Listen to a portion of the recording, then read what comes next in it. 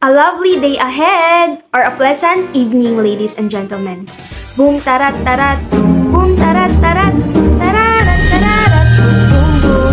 64 days left before Christmas. Are you guys ready for another Jose Marie Chan songs in this cold season?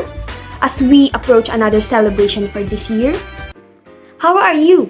Nilalamig ka na ba dahil October na? Or yung samahan niyo lang ang malamig? Okay lang yan. Life goes on. Remember, ang mahalaga ay important.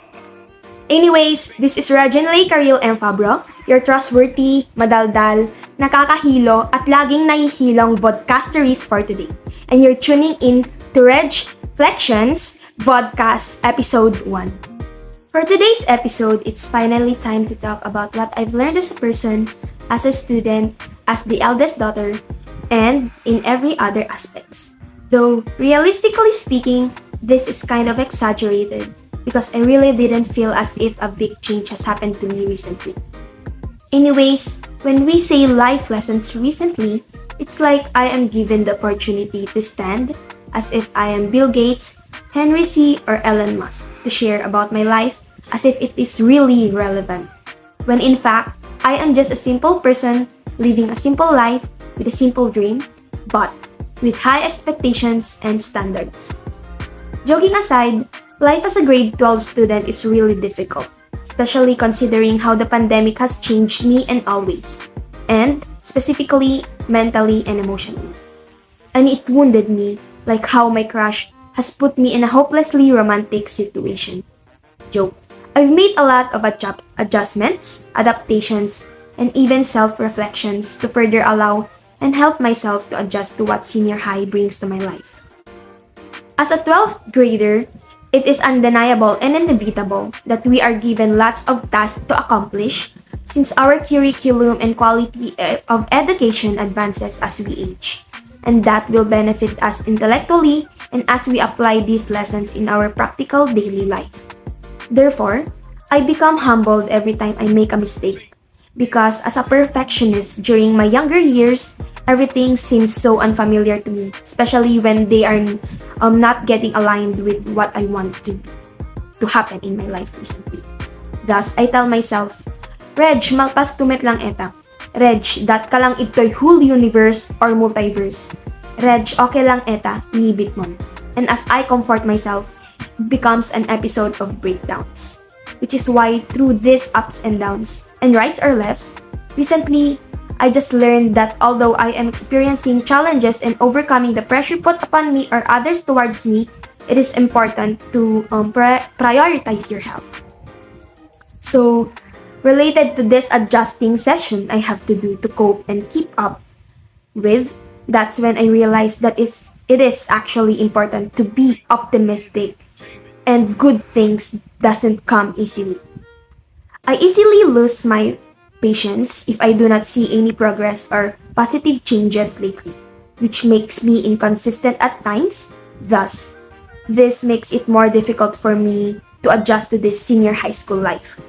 But hey, alam naman natin na to have a stable and successful future and present, it is important to have patience, consistency, and discipline.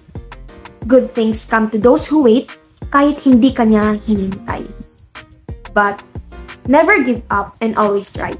Grab that opportunity that's knocking on your door. Get out of your comfort zone.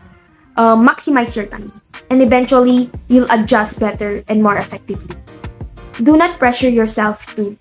Huwag mo kong tularan. Kasi ako recently, na-realize ko din na kapag pressure mo ang sarili mo, mas lalo ka lang mag-fail, mas lalo ka lang mahihirapan. But failure is not something that you should underestimate or something you should hate or avoid at all times. And with that, this is another lesson.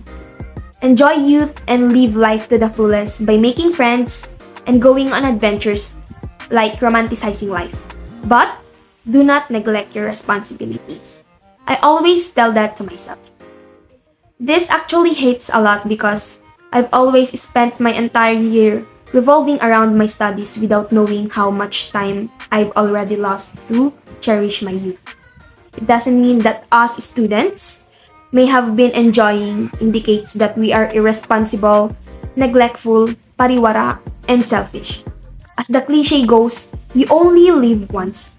So, why not try to make friends? Socialize. Go on an adventure and try new things. Malay mo, yung forever mo nasa vegan na pala. Sa pagudpud. Or what if he or she is at Baguio? What if you'll meet the greatest what if of your life in the most unexpected place in an unprecedented time? For sure, that's another opportunity missed. And surely, you will regret it. Joke. Lol, aside from just focusing on romance, this is actually a serious thing to consider.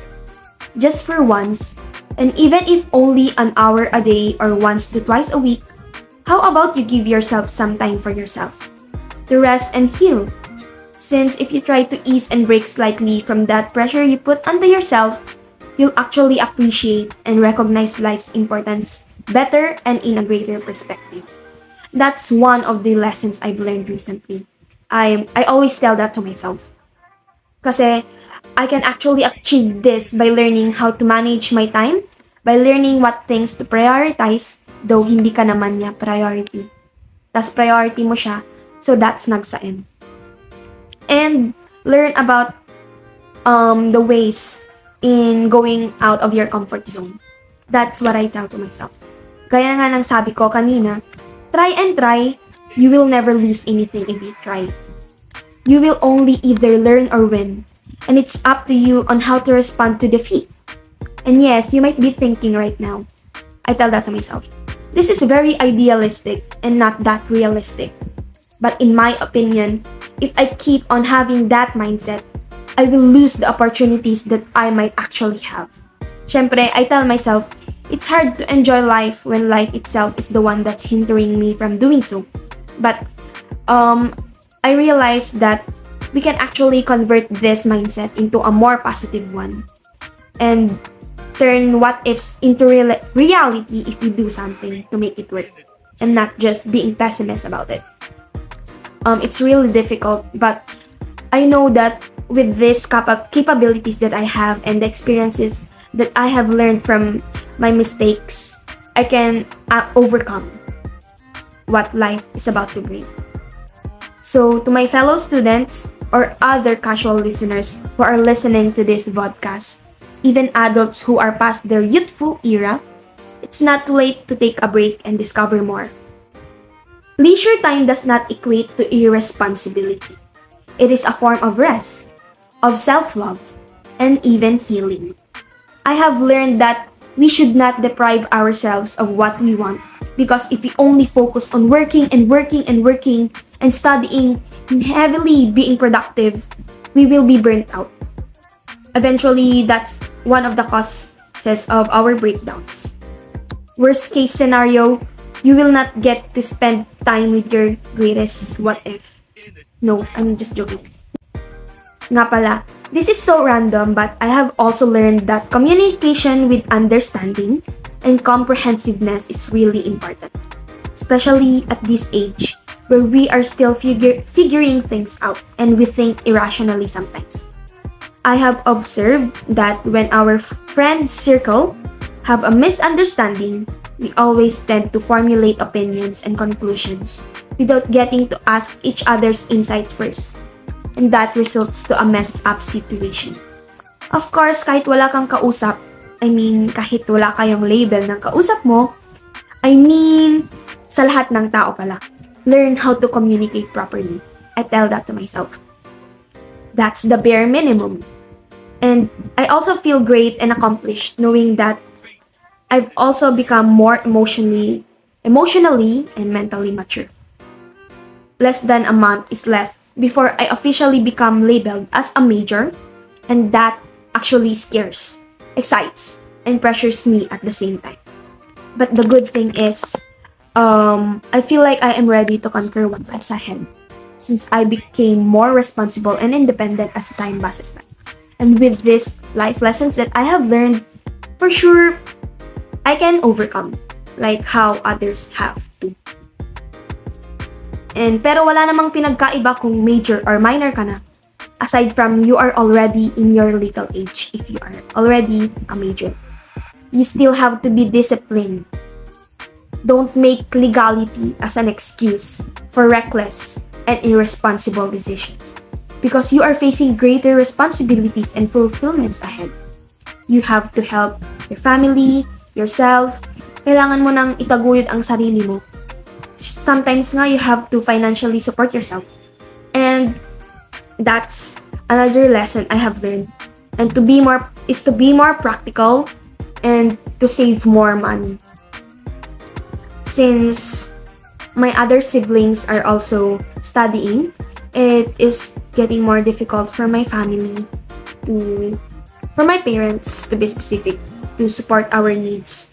So it is important to set aside what I want for the meantime and focus on what I need, especially at school. So ayun na nga, asus, smile. No matter what lessons we have learned lately, or even if we have learned minimal to nothing but was able to survive amidst adversities, that's more than enough. We are all valid. To conclude this episode, keeping these lessons in mind and sharing the fundamental knowledge I have acquired with other people as well is critical. Allowing myself to learn, to accept, to respect, and to be prepared is what I need. After all, I only have myself, emotionally, at the end of the day. Thank you for listening to this episode of Randomness and Slight Senti and Hugots. This has been Reg, your hopeless romantic podcasters.